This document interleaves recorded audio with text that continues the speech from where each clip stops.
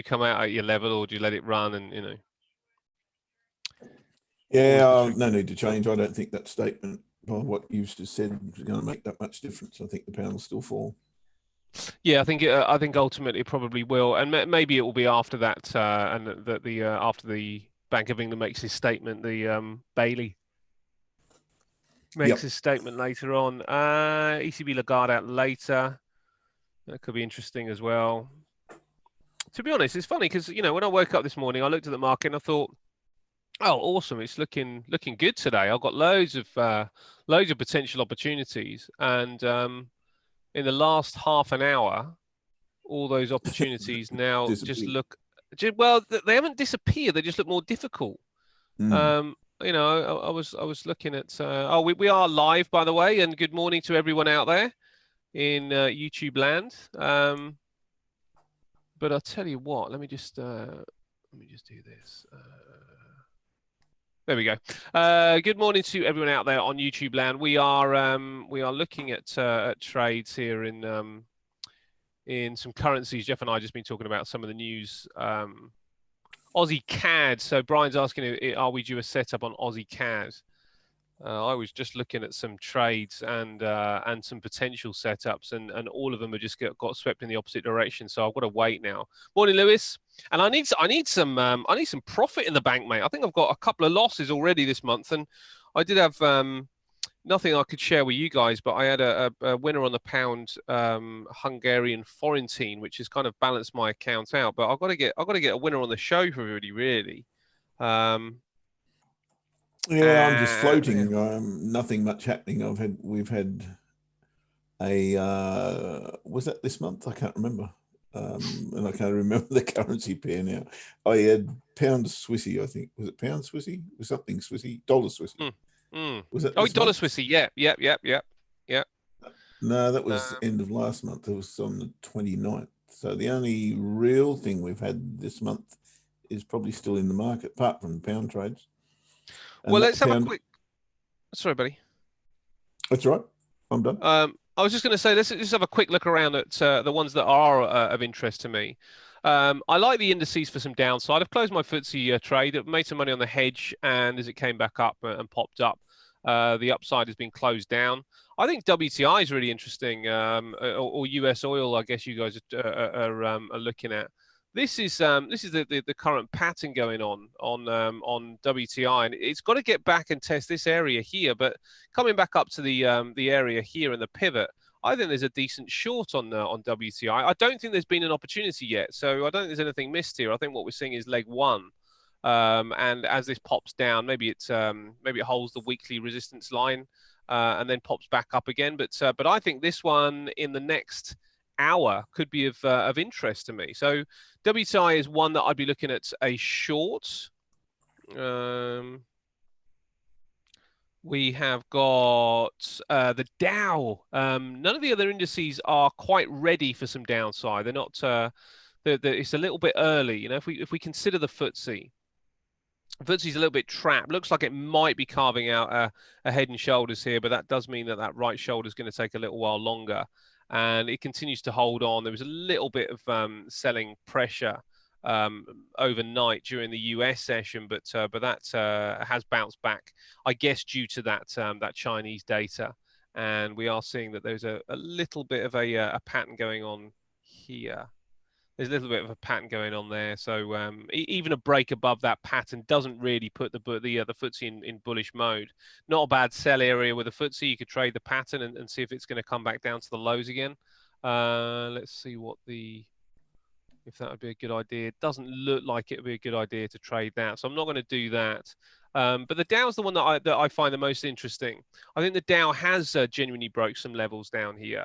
It's stuck on that daily pivot. It has just had a little bit of a boost to the upside after the Bank of England left interest rates where they were, and also projected that 2021 would be a potential 50% increase after a 30% drop by the end of this year. There's the little trend line that I'm looking at. Looks like an M topping pattern as well up here, and we might well be on the neckline. quite a few lines really to kind of consider here. There's the neckline on the M topping pattern. We're just above that, and the monthly pivot. So what I'm waiting for is the Dow to probably give me another rejection of that level, and I think that might well be a trade. So I'm not looking at I'm looking at the FTSE for a short, but I think the Dow's going to possibly shape up first. So what I might do is get into the Dow if it does shape up, and then I will have a look at the FTSE later in the picture and see if I can get into that one as well. Because this one looks looks a bit more attractive. If we just have a quick look at the S&P. S&P has also broken down a level here. So it looks like the US market might be a bit of a leading indicator here. Just stuck at this trend line right now. So potential weakness there. And I was looking, interestingly, I was looking at some of these others and just wondering whether there might well be, I was looking at the dollar Sing actually for some upside. And there is a bit of an issue with this one. You can see that there are some lovely long bars here, long-legged bars here. Tweezer bottom down there as well, where the bottom of the wick meets each other. That's showing some upside. But my problem with this one, I was looking at it, and I really liked this level here. Decent little trend line going along there that it wasn't breaking down. But then what I didn't like was the fact that it broke down this, and that is problematic now because it might end up starting to form a bit of a head and shoulders up here as well. So, when I started this morning, I was like, oh, God, there's loads to do today. This is awesome. And then we just had a little bit of a turnaround in fortune. Even the Dow that I was looking to trade early doors had a little pop to the upside just after that news and data came out and took it away from where I was looking for it to collapse. So nothing as yet is out there, mates. I do think there's some downside. I think we should just wait a little while. I think that there's going to be opportunities. If it's not the Dow, if I miss the Dow for whatever reason, maybe it just tanks, then I will look to pick up the FTSE because the FTSE looks like it's just lagging behind a little bit of giving us an indication of downside. Maybe that means we got further upside. I don't know, but the equities look pretty look pretty pressured for me today. So that's the plan, mate. Let me pass to you for the pound trade, and then we'll come back and do some more on some of these and have a look at gold as well. Oakley, we've got a big, pardon me, pound bar that we have to contend with here. And it's the last of the hourly bars prior to London Open. Big statement there. And that, of course, is all around the earlier release of the MPC and Bank of England monetary policy report. Of course, nothing happened. They didn't change anything, but the market seems to have liked whatever that statement had to say. And from my understanding, didn't really say too much. But anyway, we'll say not really, mate. Than what we've heard around the place. So I don't know why we've had a big rally here, but we have. I do note that yesterday we had a dollar, buoyant dollar. Maybe that's just a reaction to that. And maybe the market's saying, well, did the dollar really deserve to strengthen yesterday? Maybe that's what we're seeing. And it didn't really need... market probably was waiting for a bad statement, which I hope had have happened, to be fair, because that would have helped our pound Aussie trade. But anyway, we'll get to it, won't we? Here's your entry: 123.08 for the sell, 123.99 for the buy, and of course the stop loss is flip side for both.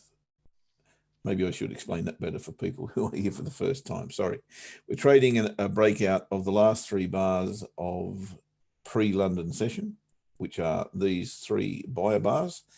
And what we do is we set a sell stop below the low of those three candles. In this case, that's the low of that candle, which is 1.23185. We round that down to 1.2318, and then we take 10 pips from it.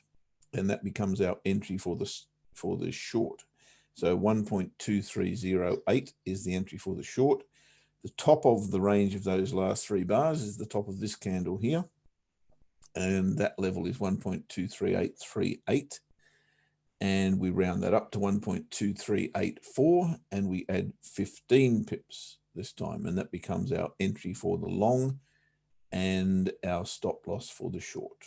So that converts to 1.2399 is our buy order with a stop loss at 1.2308, and flip it over and the sell order becomes 1.2308 with a stop loss at 1.2399. Now, as soon as one of those is filled or triggered, we will cancel the other.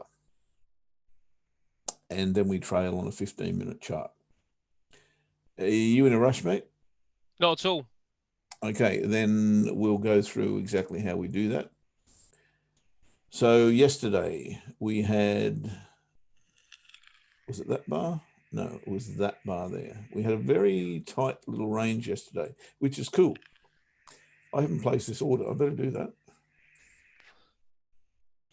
New order. So it looks like we might be taken in here. I don't want the pounder rally. Not yet anyway. Buy stop at 1.2399. Might not let me do this with a stop at 1.2308. There we go. Righto, we've got the order on. These three bars here, 1, 2, 3, were the three bars prior to London Open. So the range was top of this bar, bottom of this bar. Our entry was, that must have been our entry yesterday, 1.2412. And we got triggered by this breakout bar. That's, of course, exactly what we're like wanting to trade, the breakout. Then we switched to a 15-minute chart. And when we do that, we find that the trigger bar, we don't count. Go away, you silly people. Marketer, no doubt. We then switch to a 15-minute chart and trade on two seller bars. So this seller bar doesn't count. That's the one that triggered us. So we're looking for two seller bars as soon as this one closes, two seller bars in a row, not two seller bars per se. So the first two seller bars that we've got after triggering were these, 1 and 2. So we move our stop from way up there down to here. And that's as good as it got, because this little retracement rally, whatever you want to call it, took our trailing stop out, and we made the grand total of 0.77 of 1% on that trade. That's how we do it, guys, and nothing changes. It'll be exactly the same today, and it looks like we are in at this point. So we would cancel the short. I didn't even place the short, so, or are we in? Let's get to 99. Yes, it did.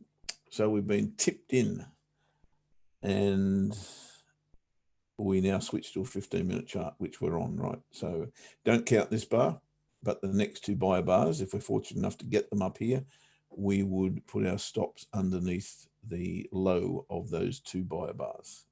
Okay, that's how we do it. So if I'm a pound trader today, what am I looking for? It's pretty inconclusive, really, isn't it? That's the weekly chart I'm looking at, and that's why we're in this range and we're kind of in the middle of it.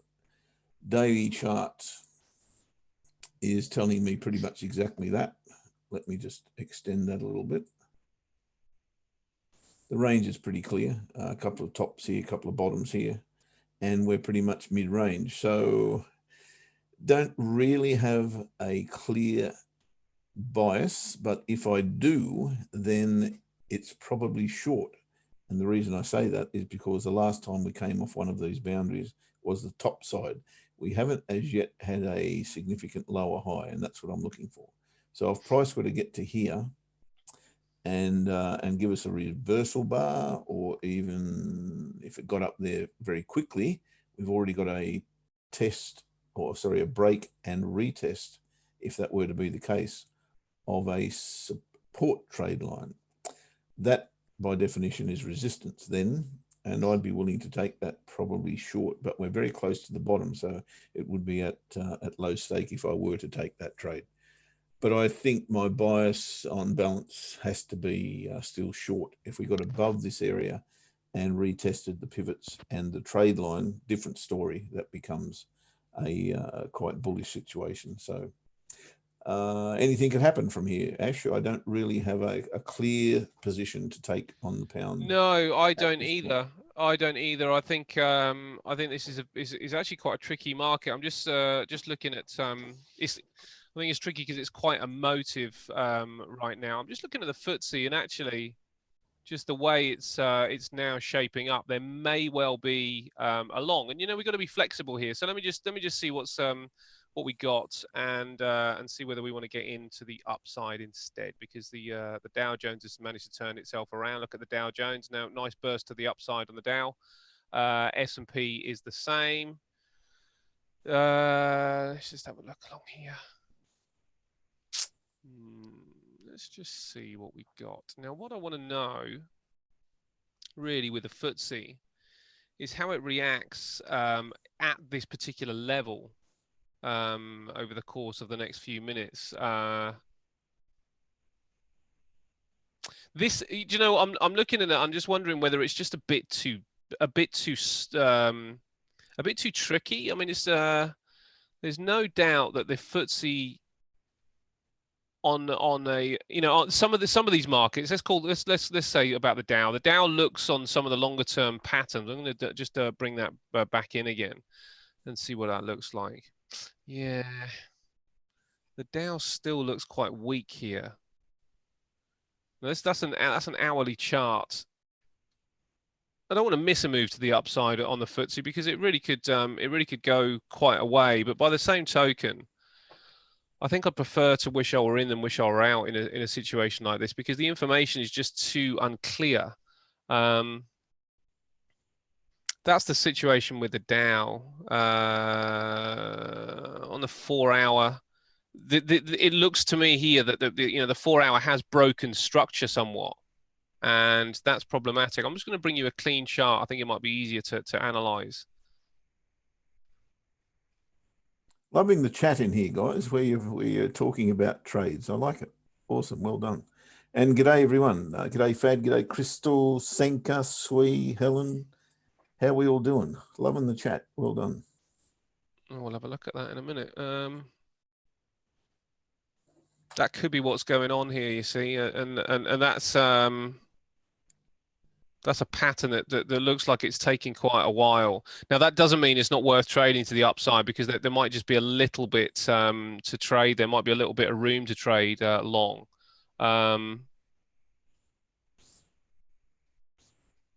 But that looks like it could be problematic. How far away is that? That's 170. It's less than 1% jump to the upside on the Dow. I think if I had a little bit more clarity on this, I probably would look for a long in the FTSE. I think there's probably there's a decent chance that the FTSE could continue to rally here.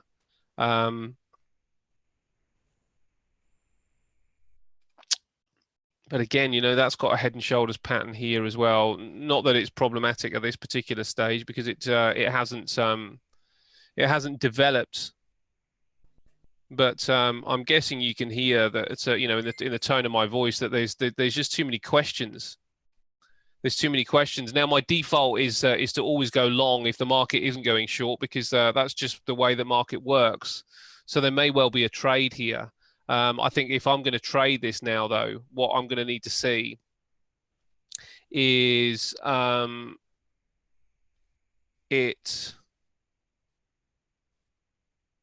I want to get to the gold trade that we were looking at yesterday in a moment. It's going to need to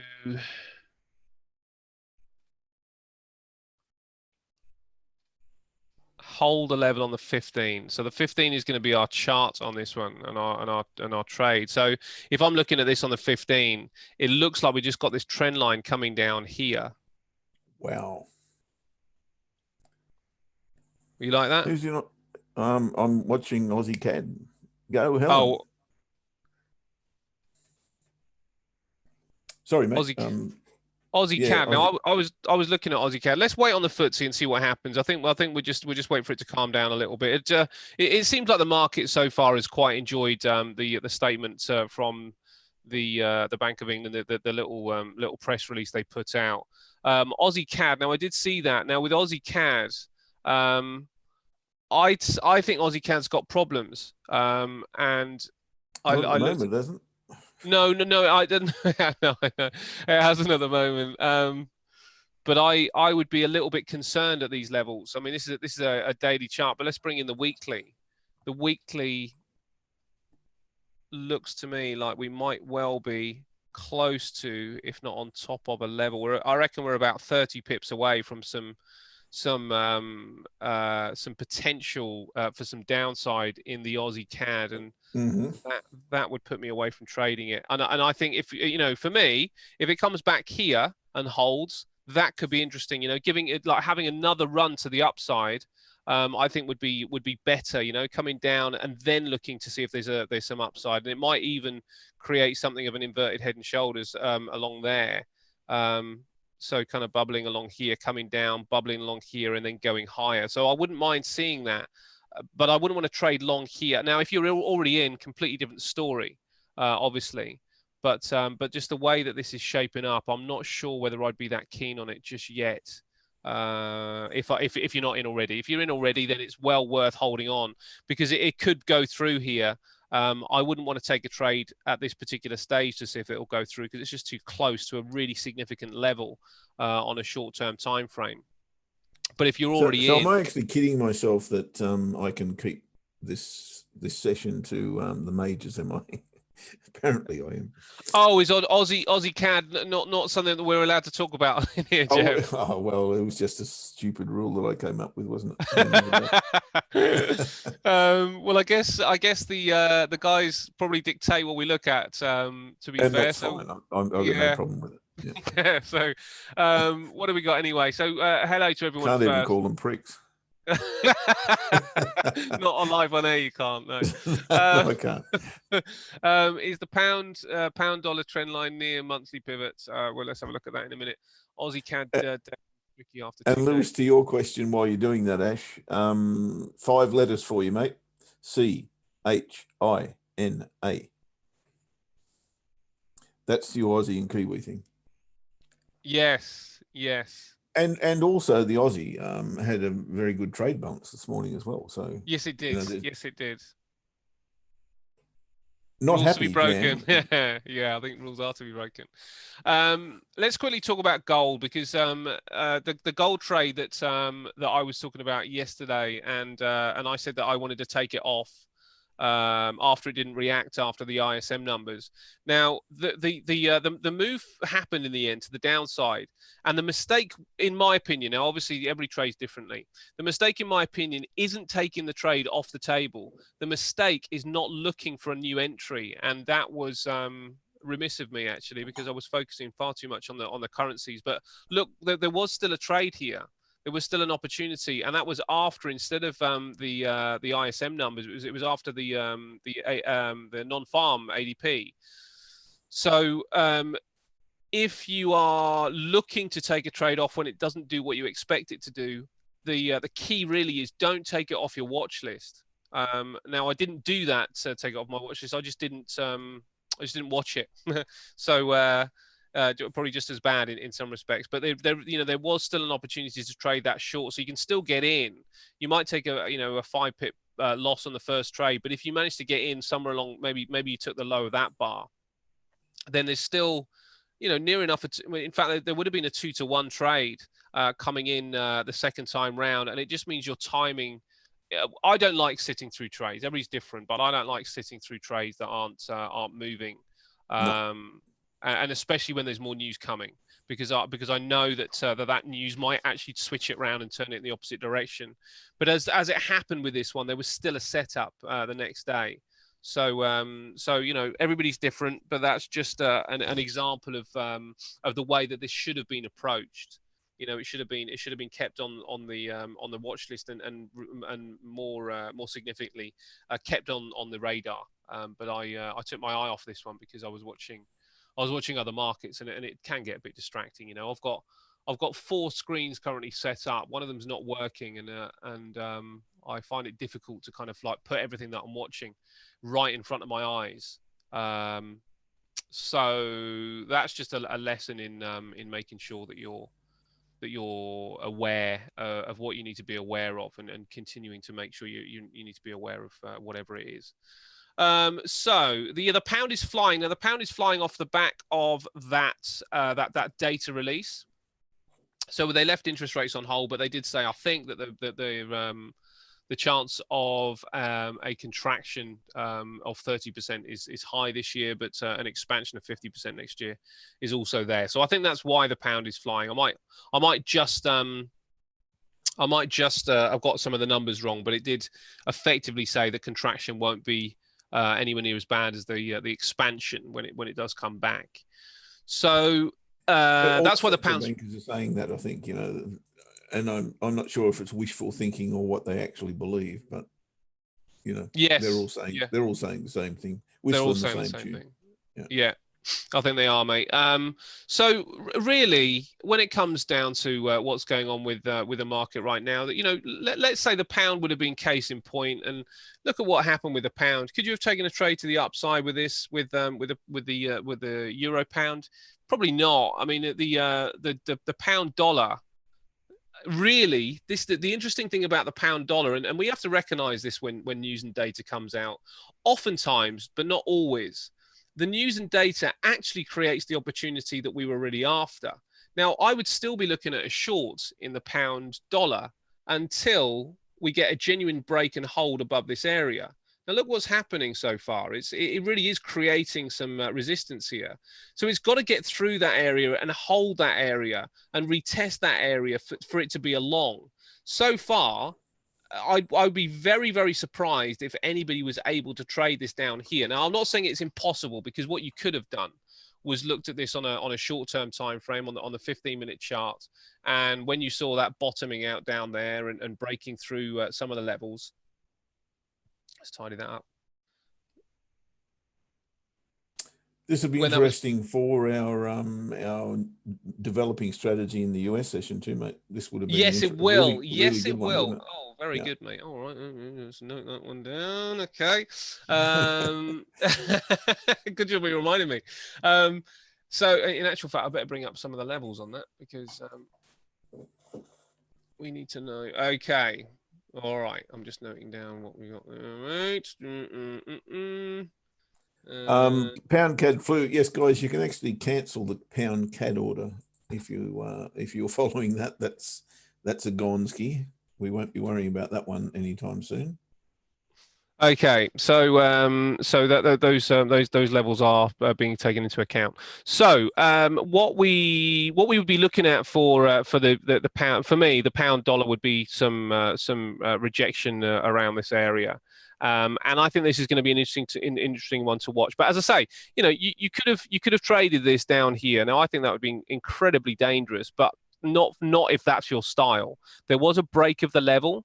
There was also some divergence here as well. You can see that this on the 15-minute is making a higher low there. Whoops. Higher low there from that point, and then that point there. So there is a stepping up of the momentum. The momentum started to increase. So there was a potential trade there. Now the only way you could trade that is with a system. And if there was a system that you've got that manages to trade some of those data releases, then you can trade this, and maybe we'll look at that later in the US session as well. But aside from that, I don't think there's a trade. But what we do potentially now have is an area that we can look for the shorts. Now, there's no way that the way the chart is currently looking, there is a possibility to go short here. What we do have is a level of resistance. But what we don't have is clear indication that this area is going to hold. So what we need to see is really some sideways price action. And then we will see whether after that sideways price action, there is some downside. But to try and trade short here, unless you're working, unless we're talking about the strategy we're working on in the later session, you can't trade this. You just got to wait on that one.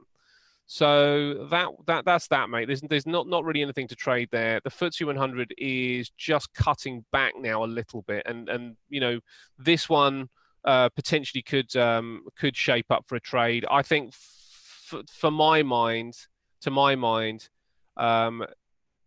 this is proving to be a pretty decent resistance area. And my problem, do you know the big issue with this is that it hasn't got open water. If all this price action was going on above the weekly pivot, I'd be really, really keen on it, because really the next price point on this is going to be all the way up here. Yeah, so all the way up there. It doesn't seem that far there, but actually when you measure it, no, that's it does. No, that's the price point I would use, and I'll show you why.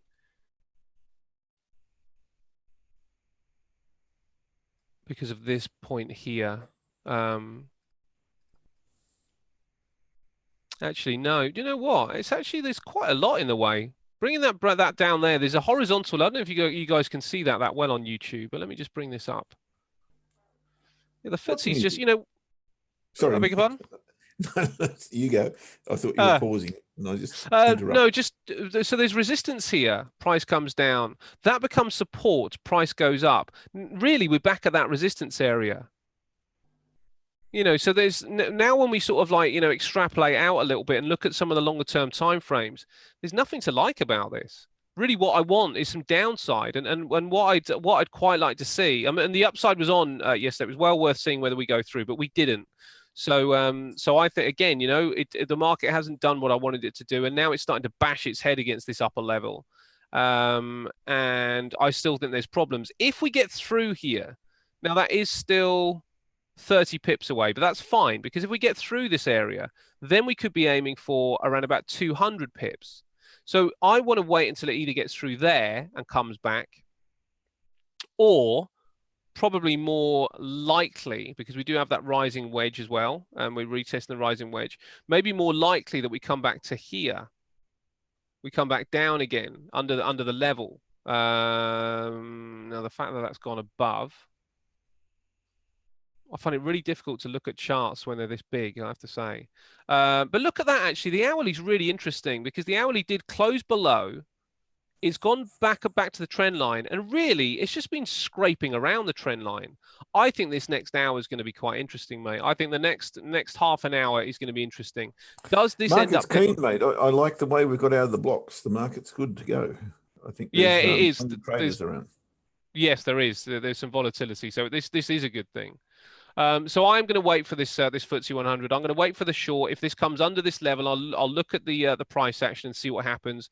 The daily pivot and the monthly pivot are problematic, and there's no doubt that if it can get under that trend line instead, then the market would look a lot better and a lot more interesting. So there's a bit of a waiting game going on here, mate. But I'm really keen on the short under 58.10, and I'll be quite keen on the long, probably above 5900.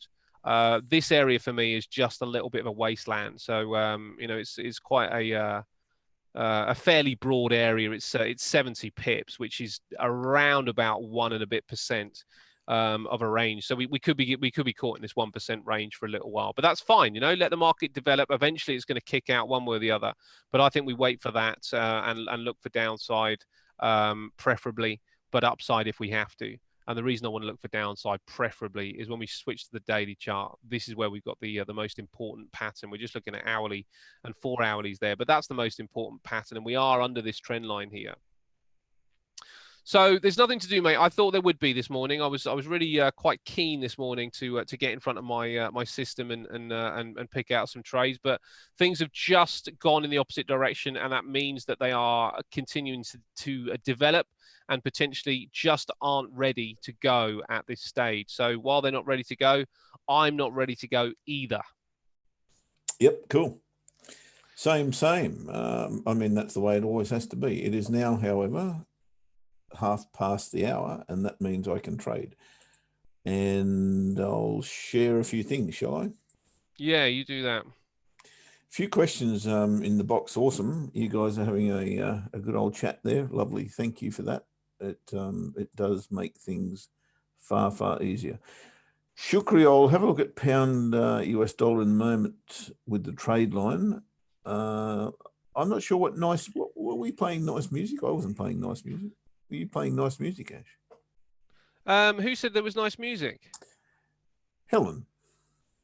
Helen might mean she wants some nice music. Oh, I don't know. okay, we're not allowed. No, we're not. We are not. Aussie CAD. We'll have a look at Aussie CAD. Yep. I get confused. Do I get confused between you ladies? Maybe I do. Sorry about that if I do. Unless maybe you were. Oh, on your phone, Jeff. Oh, my phone. Yeah, you had Men at Work playing, didn't you?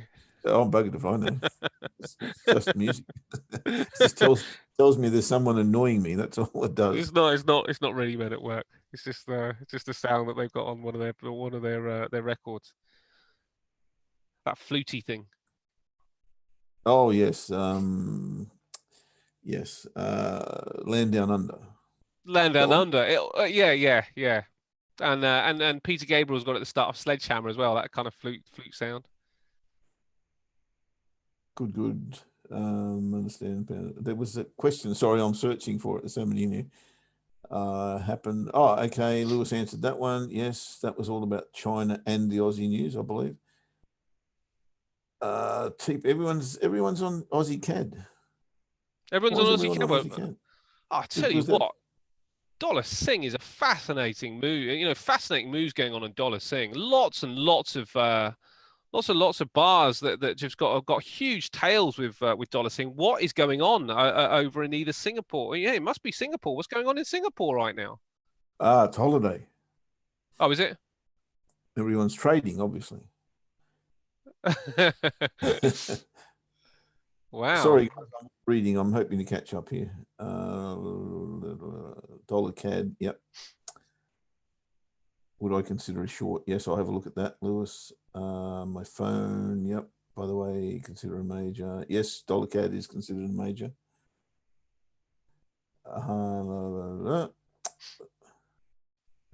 What is WESAC Day? Or VSAC Day.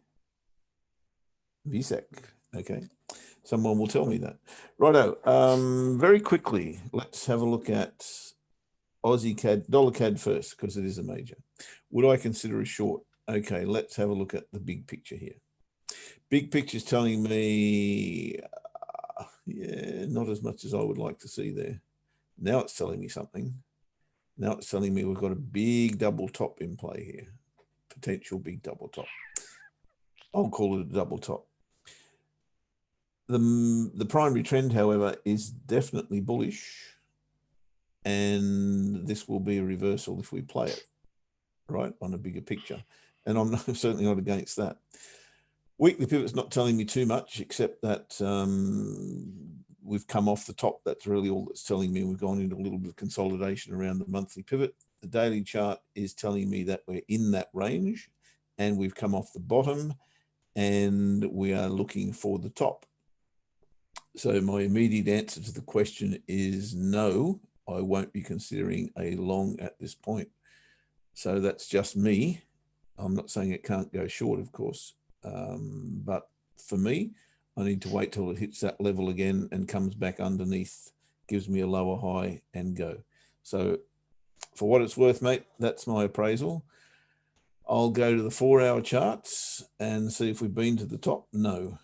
And my system is very, very, very easy to understand. If we've got a market structure in place, and the last time we hit that market structure was to the downside, I'm looking for it to go to the top side, and vice versa. So until that happens, or close enough, if you get within a bull's roar of it, then we're there. But I don't think we're within a bull's roar of it right now. I think we need some more upside. And at this point, we've still got a higher low and a higher high in place. If that changes and we get below the monthly pivot, for instance, then I can probably think maybe that bull's raw is good enough, but it wouldn't be with any strong intent to trade short at this point. Really want to see that resistance level hit again. So that would be my appraisal on that. And again, not saying it can't, just saying I can't.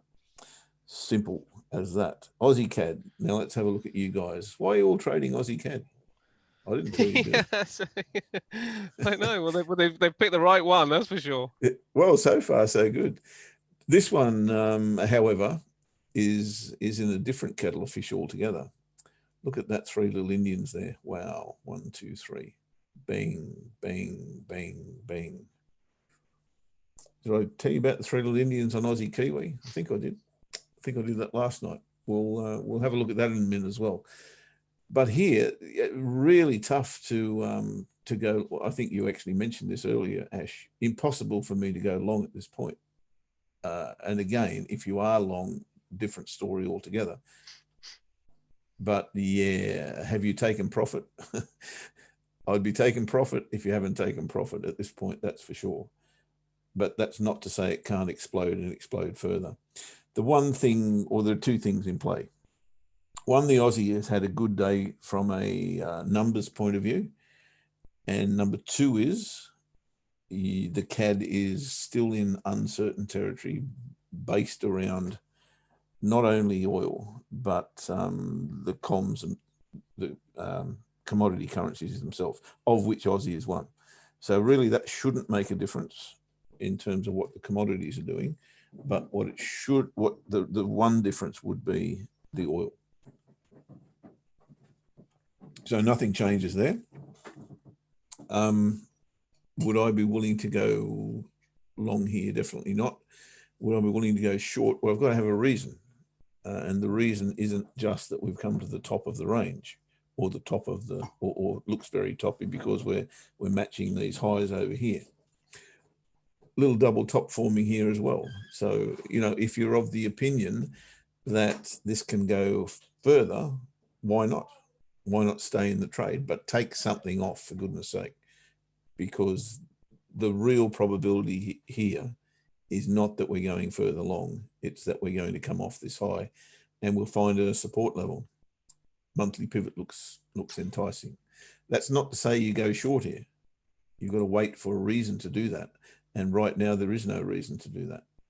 And as soon as we get a close above these highs, then that really goes away for a period of time. If I'm in the trade, what I do here is take some profit off the table and move my stops up probably underneath the nearest swing. That's what I'd be doing. But I'm not, so it's not my trade.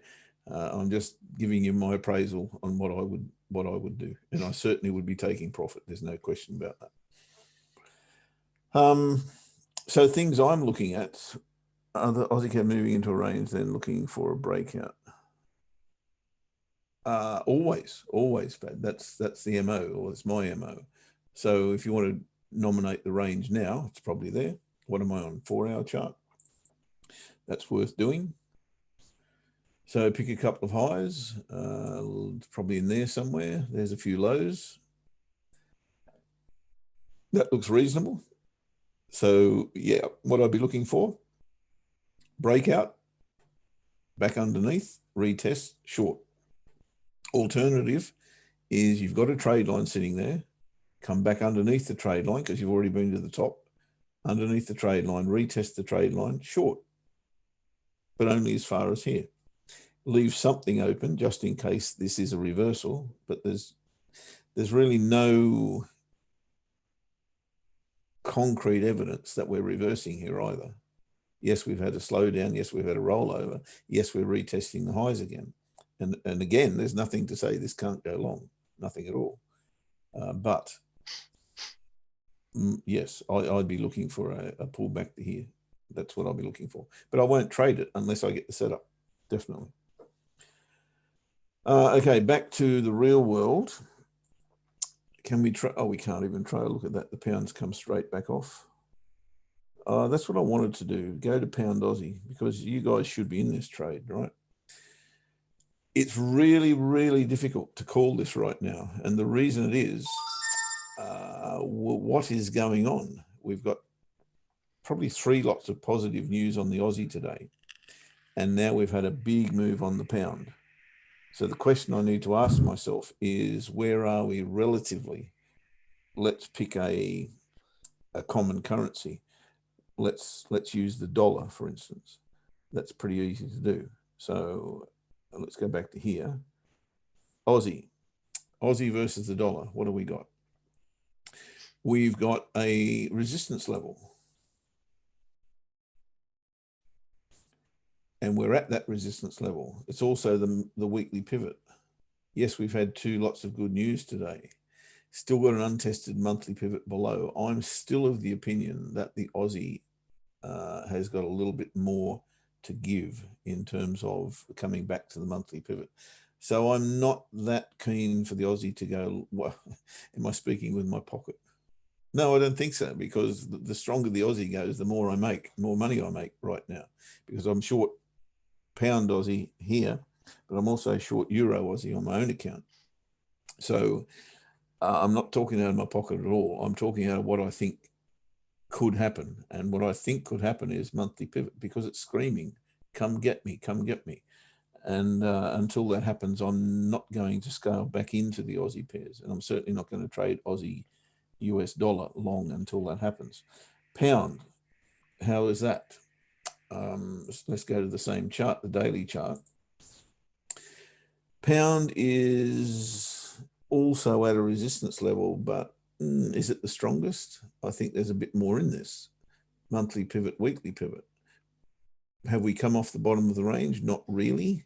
We're mid-range, looking for a lower high. Maybe that lower high happens here. So let's put those 2 together. So the pound's got another 75 to 100 pips left in it, in my humble opinion, to the high side. The Aussie's got SFA left in it at the moment to the high side. So I'm thinking, pound Aussie on balance. Yes, we're in profit. Yes, we've taken TP1. What do I want to do with this? Do I take some more off the table? Do I protect? What do I do? I'm inclined to move my stops to entry. But how far? So we're talking 100 odd pips difference. Let's say 150 pips. That doesn't take us out. So I'm going to leave this on. I'm not going to do anything. As I said, we have taken profit. The very worst that can happen is we lose 1/3 of the position that we took in the first place. So I'm just going to leave it on. You guys can do what you like. If you're concerned about the pound rallying and taking out your stop, then move your stop.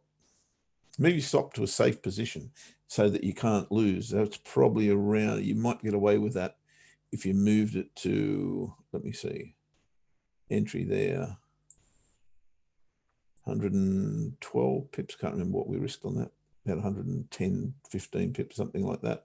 We've taken 50 odd, so we've taken 1/3 of that, half that, just about half that off the table.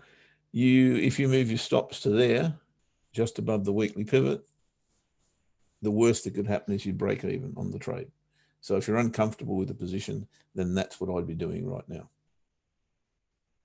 I'm going to leave it where it is because that was the stop I chose in the first place. I don't really see that much has changed. Yes, I see that the Aussie can come off and the pound can rally short term, but I think if I leave my stop there, it should be okay. Righto. I just need to get that one out of the way. Sorry. That's not where I need to be. That's where I need to be. Righto. So quickly, euro dollar. I hate the dollar, you know that. So I'm always looking for a long against it, and this would do just nicely. I'd like to see the euro rally and then pull back to the daily pivot, give us a higher low, and away we go. There's nothing there to trade at the moment on the 4-hour chart. The 30-minute chart is flat city. It's like swimming in a lake or trying to surf a lake at the moment. There's nothing to do. Just wait until something happens. What would that something be? Yeah, Okay. On a purely intraday basis, you're probably looking there. So we've had a break of that level, no close above the daily pivot, but a retest here is kind of interesting, but not compelling. I don't think I'd, yeah. High of the day isn't a new high. No, I don't think I'd be taking that trade. No, it'd be very skinny TP1 if you did.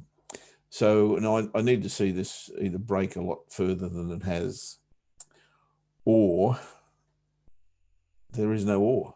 I haven't got an or. It's just got to come further up, then come back and give me the higher low that I need. So no. Dollar yen, go.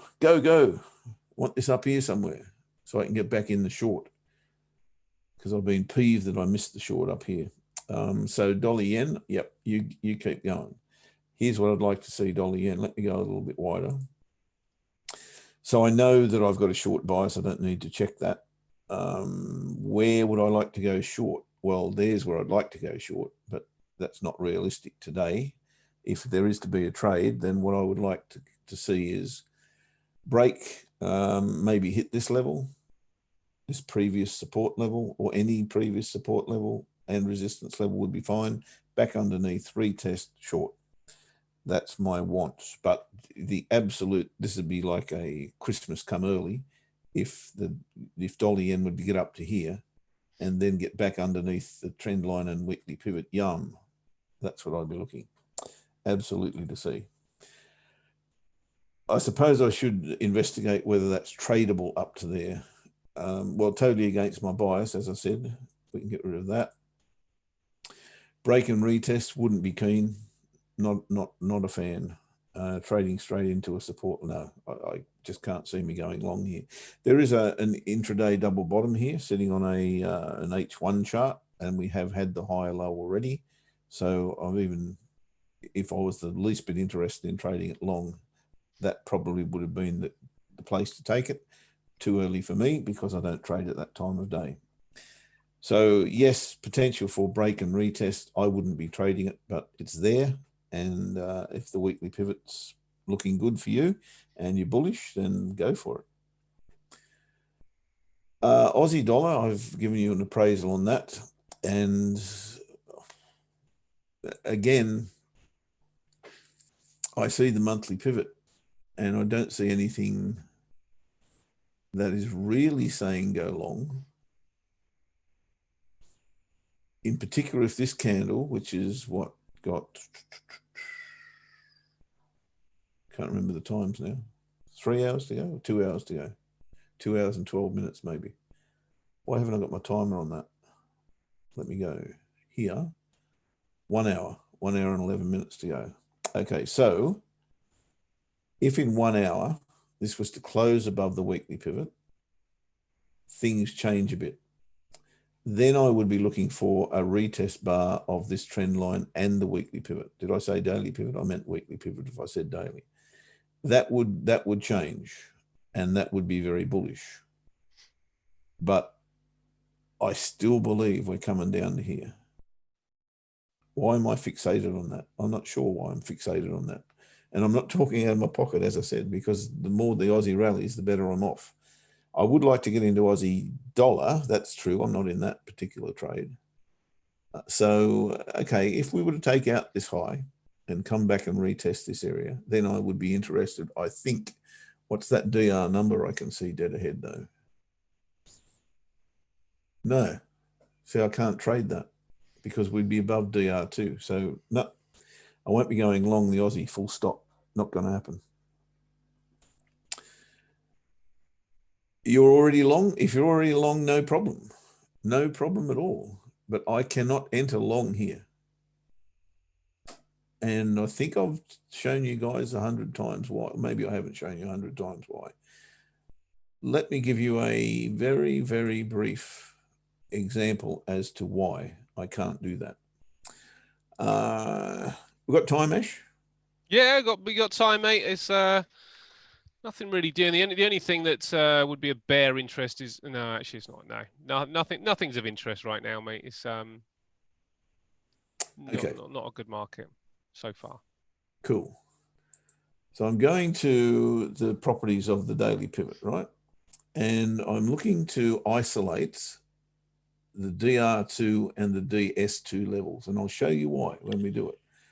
So DR2 is number 2, if my memory serves me correctly. We'll make that dark green and we'll make it a little bit bigger so you can see it. And we'll go to number 5, which should be DS2, and we'll make that red. And we'll make that a bit wider so we can see it. Oh, square root signal or whatever it is. What we didn't do is go to inputs and say show all support and resistance levels. Yes, we do want to do that. So that's true. Now, can you honestly tell me when you look at that chart that you want to go long above DR2? And can you see exactly what's going on here? This is DR2. This is DS2. I want you to count how many times price goes above or below those lines. And I don't care how far you go back. You can go back as long as you like. How often does it go outside of those two levels?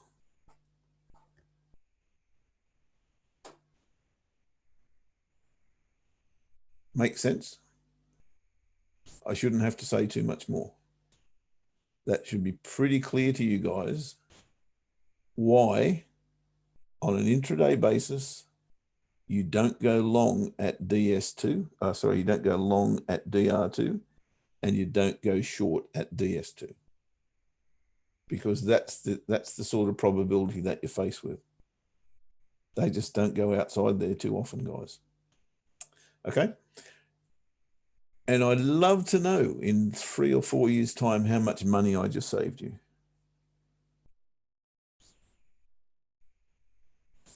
There we go. Is that an exercise worth doing? Hell yes. Absolutely. And I would highly recommend you get that into your psyche if you're trading intraday. Don't worry about it if you're not trading intraday. If you're trading trends, not important. But if you're trading intraday and if you're on don't care what you're trading, an indice, a currency pair, whatever, test it like that. Really, really, really easy. Really easy to do.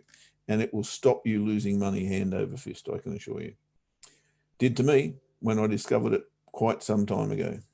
Just on that as well, LT. The Aussie dollar does look really good, and I'm after it. I have to say, I really want that Aussie dollar, but it's got to come back. I mean, it's broken through the trend line, and if that could come back, I'd say the price I'm after with Aussie dollar. I mean, it's got my first issue with it.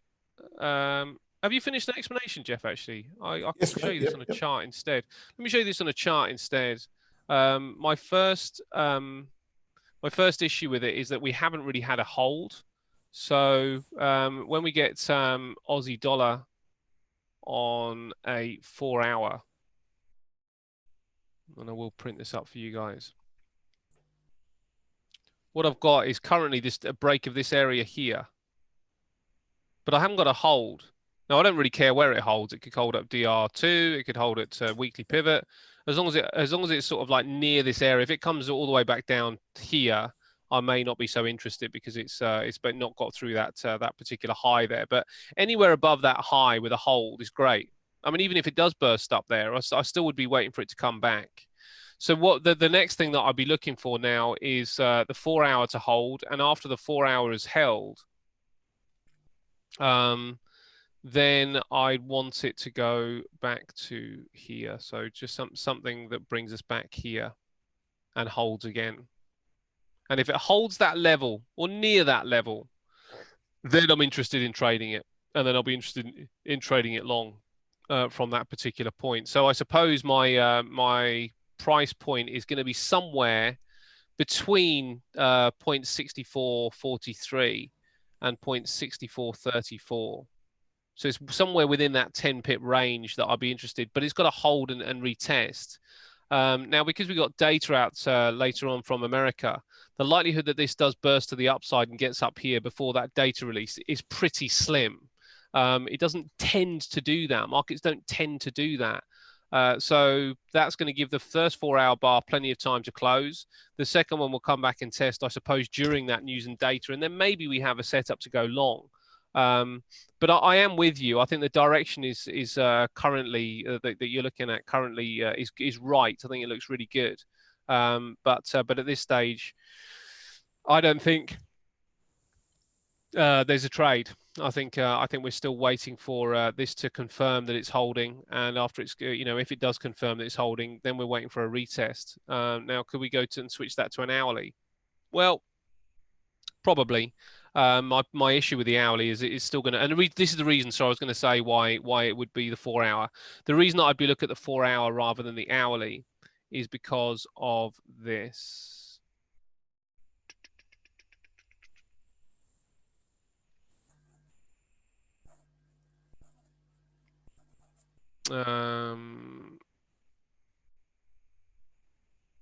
Because of this, the unemployment claims. So if the unemployment claims don't this bit, where is it here? So at 130, if the unemployment claims show us a print which doesn't suggest further strength in the dollar, then I think we do have a trade.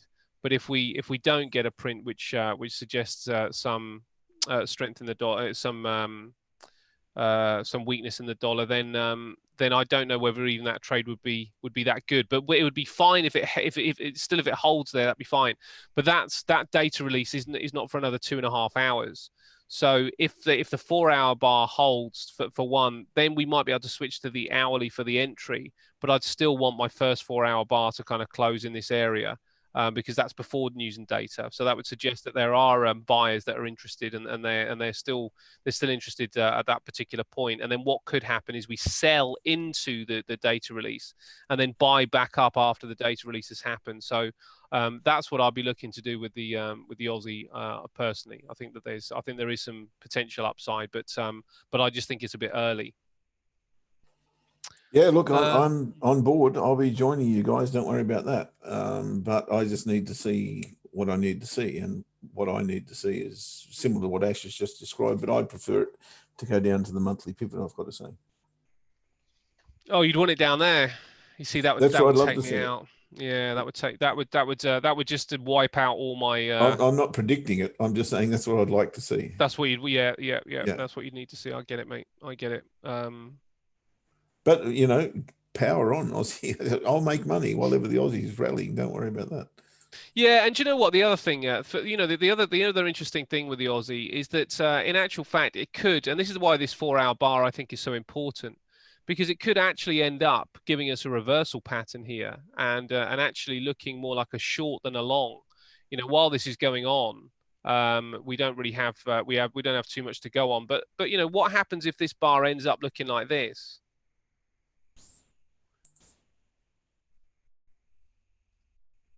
If it looks like that instead, in actual fact, that should have been, which could happen. If in that context, it's an issue. In different contexts, it's not an issue for me. But yeah.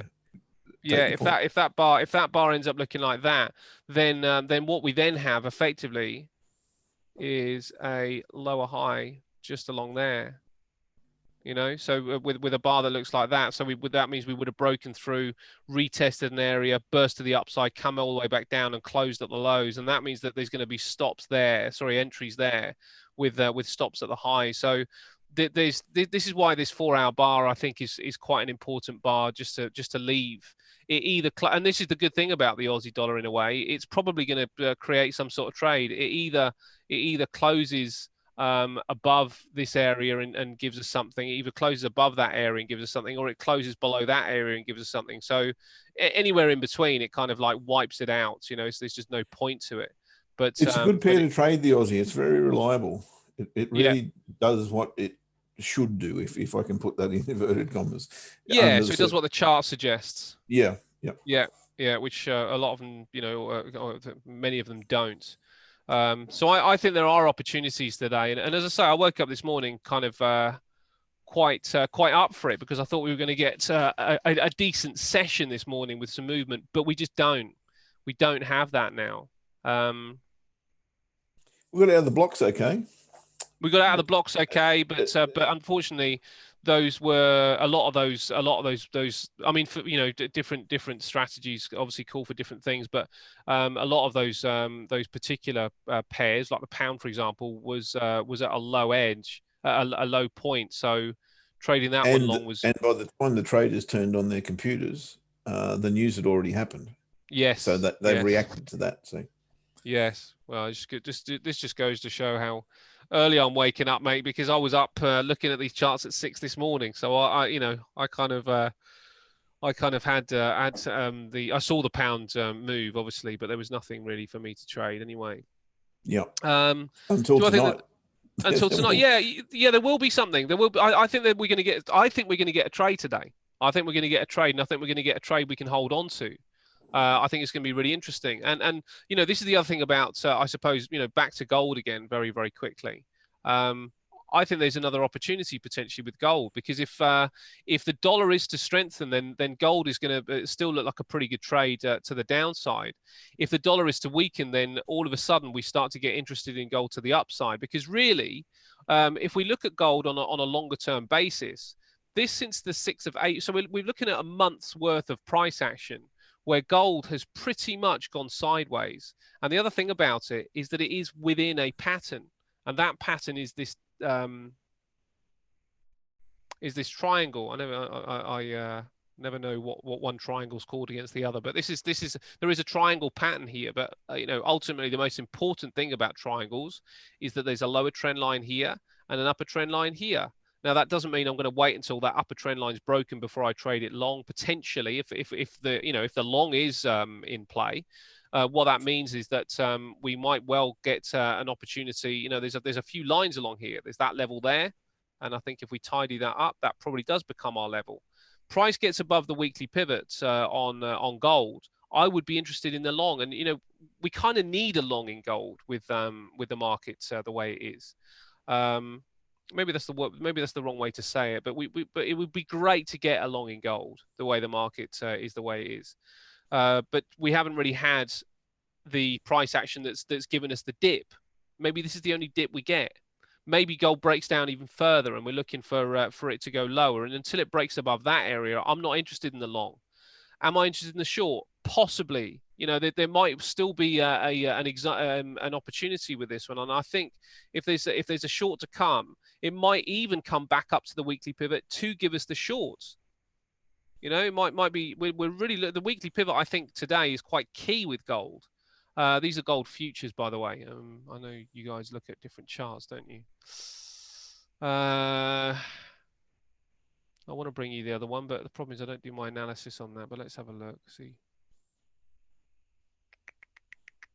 All right, you got daily. All right, let's have a look at this instead. This is your gold chart, isn't it? I mean, it's the same deal. Actually, it's the same deal. And looking at this, it still looks like the weekly pivot is of interest, because what we've got here is a trend line along there. We've got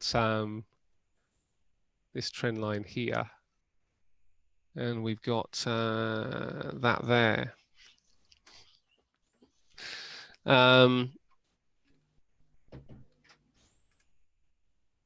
Weekly pivot would still be of interest. It'd be little bit lower than the lines actually, but it could be of interest if it pops up and gives us something down. So, you're going to need more than a close above the weekly pivot if you're looking at the XAU USD. But you're going to look at that trend line. But if it pops up above the weekly pivot, it could still look negative. Certainly at this particular stage, though, the most important thing I think to recognize is that gold is just holding its pattern. And we know the thing about patterns, they break down less than, they break down around about 30% of the time. And even then, look at that. I mean, there's a monthly pivot in the way as well. There's a lot in the way with gold for the downside. Now, obviously, there would be because there's such a strong trend to the upside. But if it gets through the monthly pivot, there's some real water. There's some real open water there. So there could be a trade up here short, taking it down there, and because we still haven't tested this lower level, so there's still a good chance it does that, and then see what happens, see if it breaks down, or there may be a trade long from this point. Now, the best case scenario would be to get the short and see if we can get gold significantly lower. So I think there's a lot to watch today, mate. I don't think there's a lot to I do agree. at this, but there's a lot to watch and a lot to watch out for. I was talking about the Dow earlier. Look at what's happening with the Dow now. The Dow now. Here we go. There's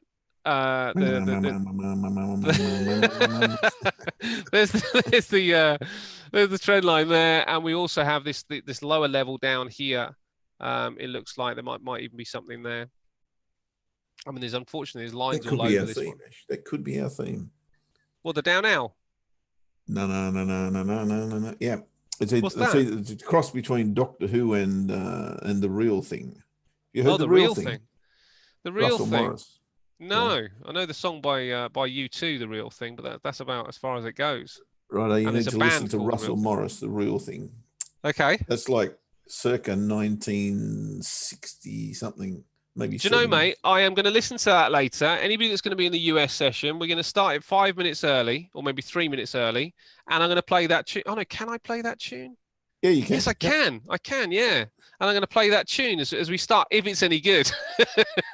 It's awesome, man. It's a cult figure here in Australia. All right, The Real Thing. The Real Thing by Russell Martin, by Ricky Martin. Russell Morris. The Real Thing by Russell Morris. Okay. Okay, that's going to be played in the show later on then. Now, don't anybody go and listen to it. If you're going to be in the US show later, don't go and listen to it. And afterwards, we've got to give Jeff's taste a mark out of 10, okay? That's going to be the plan. Oh, shit. I'm in SH1T. Right, so there's a lot to look at. This is the Dow. Yeah, and you might be right, Starmax. And this is the thing: the maybe is the key, isn't it? And this is why we're going to wait for a really good gauge of what's going to happen. And I have to say, it's just not yet. We may well get it in the US session, but it doesn't look to me like we're going to get it this morning. I think we should be on our hands, doing nothing, doing what keeps us away from making bad trades, whether that is, going for a walk or whatever it is. I don't know whatever everybody uses to keep you away from bad trades, but there's nothing that I can see shaping up right now. And if you can, you must trade it. But if you can't, step away and do something else for a little while. Okay, mate. Well, that's pretty much me. I don't have any more. Okay. Yeah. Look, I'll do a real quick whip around in a tick. Lewis, to your points, do I think the market already anticipate the weak US numbers and factored in the price? Interesting, Chandru, that you should put that US is very strong, maybe going up to 100 pip. I'm not sure what that refers to, 100 pip on what. But anyway, probably what you were talking about, Ash, I'm guessing. I believe, this is my belief, that yesterday was a risk off day for whatever reason, and I don't know why. Oh, the index, right? Okay, maybe. Yeah, I'd be surprised if that's the case. But sorry, I'm doing two conversations here, one in my head and one on paper. And today may well be a risk on day. And that does not surprise me one bit, because as you, I think it was you again, Chandru, said, the markets are just crazy. I love it when the markets are crazy. It suits my personality. I'm sure you've gathered that by now. So if you're prepared to wait and the markets become less crazy, that craziness works out into exactly the same thing as everything else. What happens is they go crazy, they go nuts, and they just lose all control. And as Ash has said many, many times in the last couple of weeks, the market can stay irrational longer than you can stay solvent. But the truth of the matter is, as irrational as they can be, they will go to a level. They'll go to a technical level at some stage, and they will react off that level. It's just a matter of waiting till that happens and trading your setup. What is risk on and risk off? Okay, well, the market just goes into buying frenzies basically when it's risk on.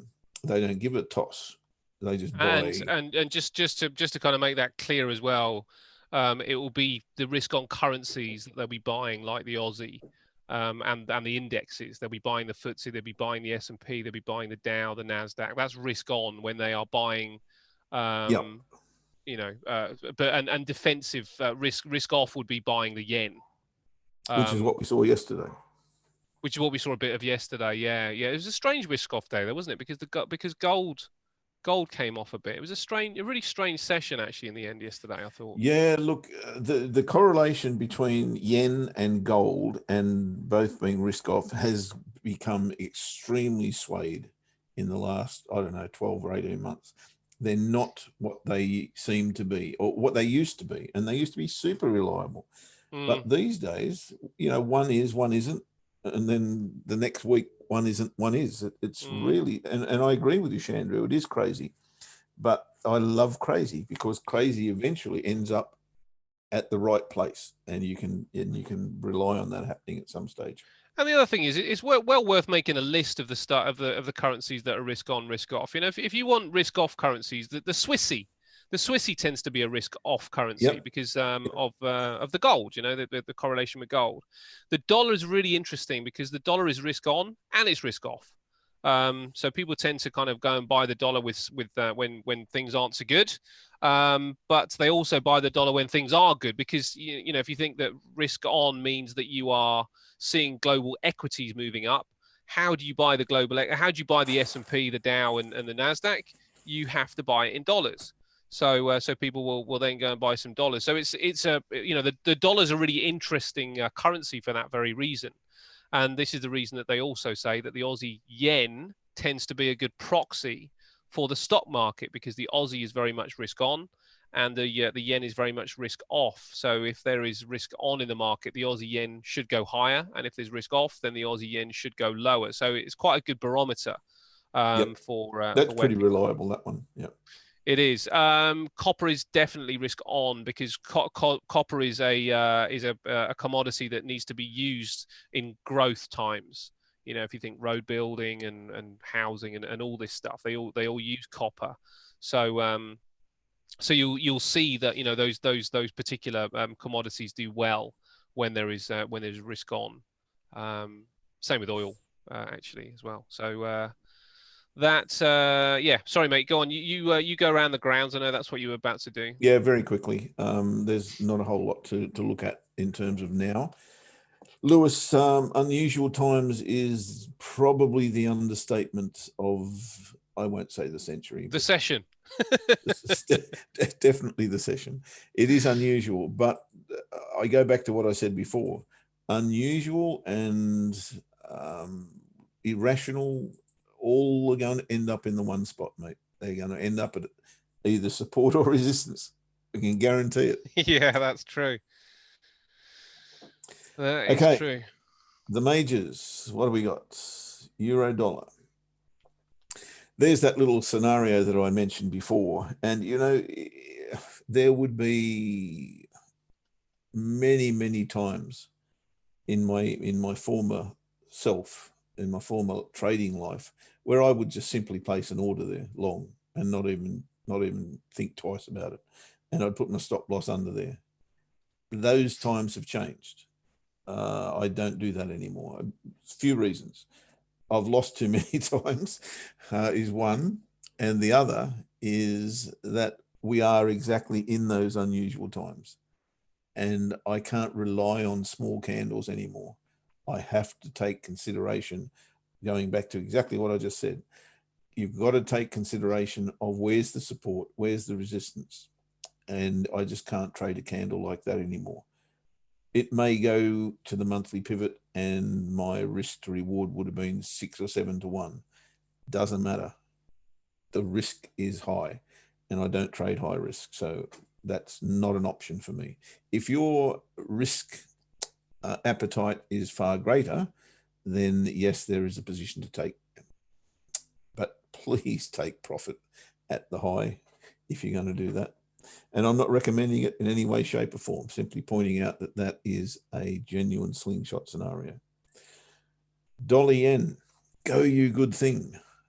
Yes, Helen, I did see your comment earlier. I do talk to the charts. Hell yes.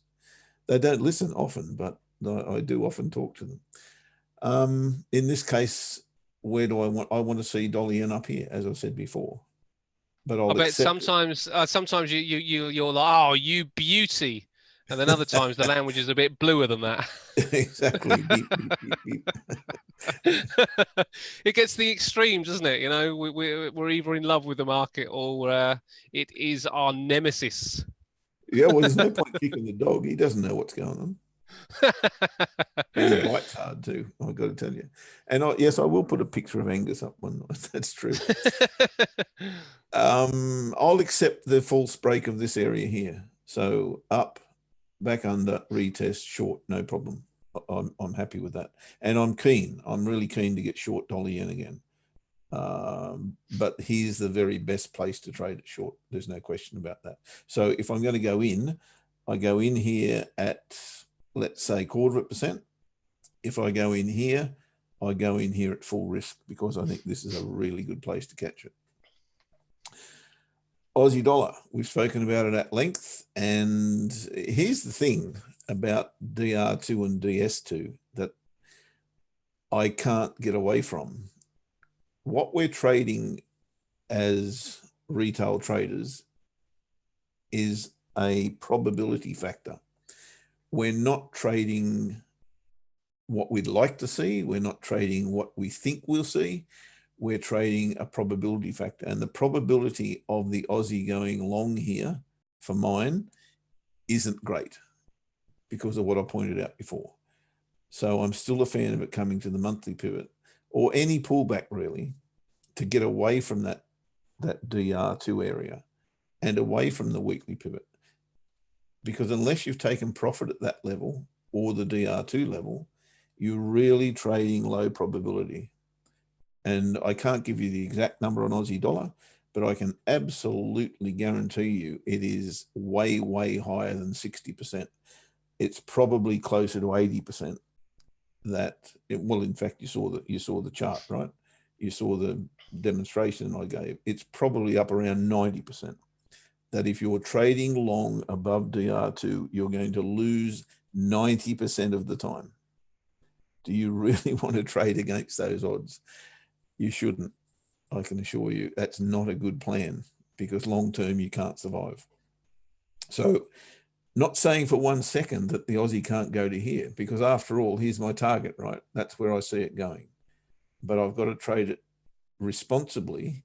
And the responsible way to trade it is to trade it when there's a high probability factor in play. And it simply isn't there right now. So, yep, if the retracement comes, we can have a chance. If it doesn't come, so be it. Yes, it does. Daily resistance too. That is correct. Yes, and Lewis, I took you earlier. It does look like a Bollinger Band. You want to know the big difference between the Bollinger Band and what I just put on the chart? What I put on the chart is a leading indicator.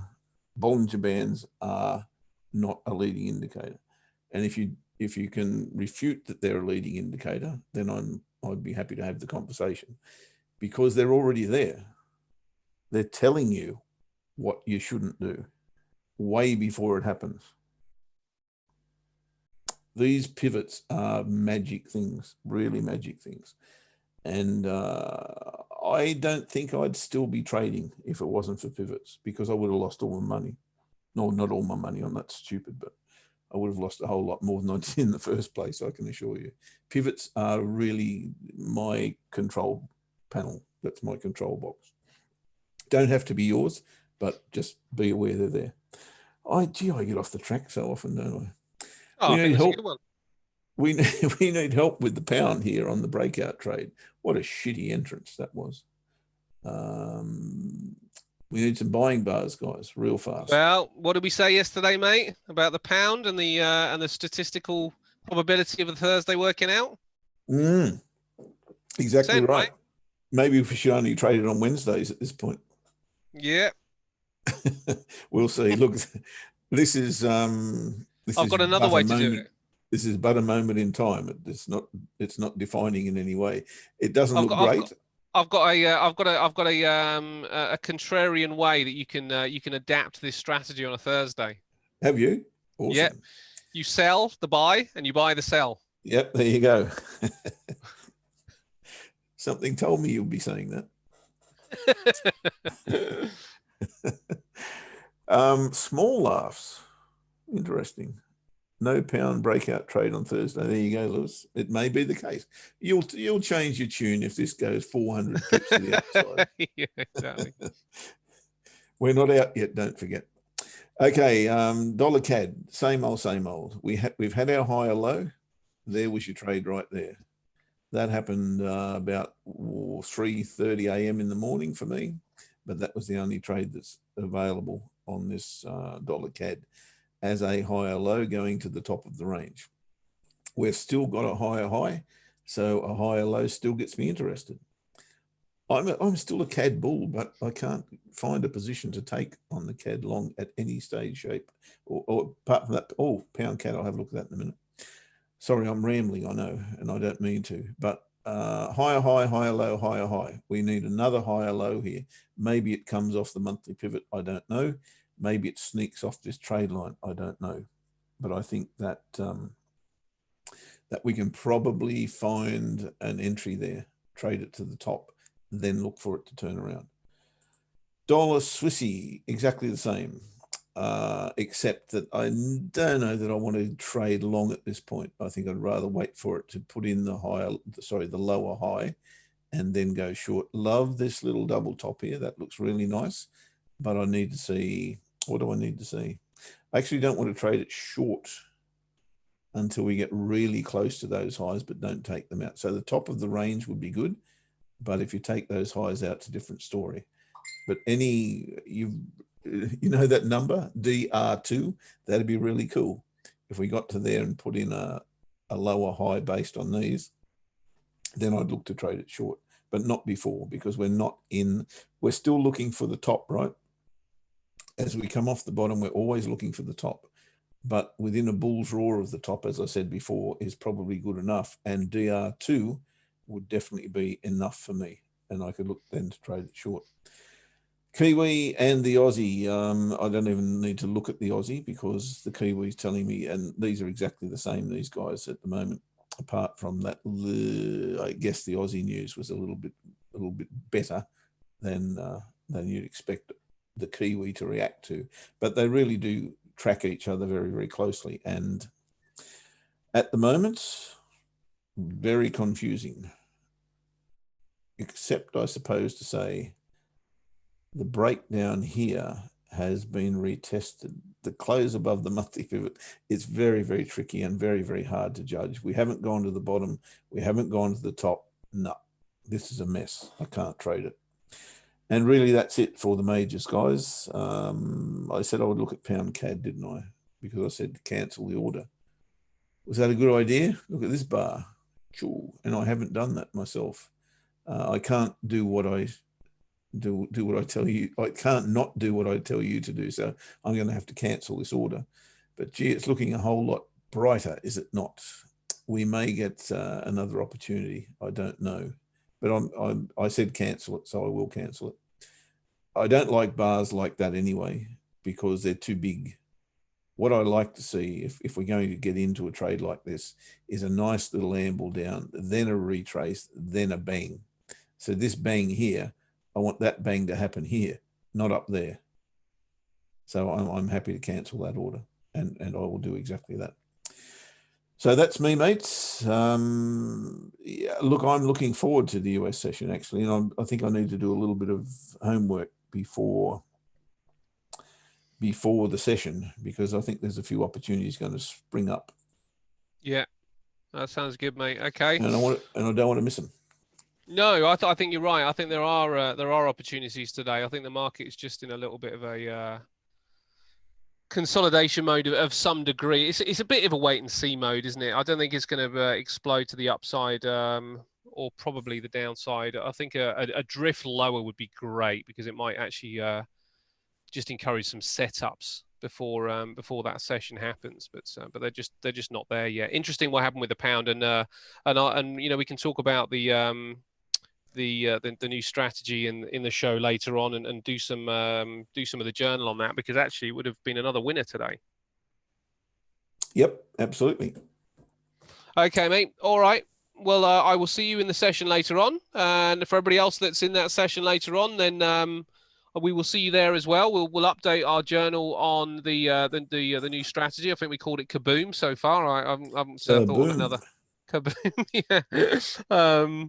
The other option I had for the music around Kaboom was na. The Muppet Show. Yeah. Is that where that came from? I actually used it in a commercial many years ago, and it was a big hit. Right, we're going to be playing The Real Thing by The Real Ricky Thing, Martin Russell Morris. Later on, and we're going to give you marks out of 10 for your musical taste. I won't even listen to it beforehand. We're just going to play it at the start. They don't go that high.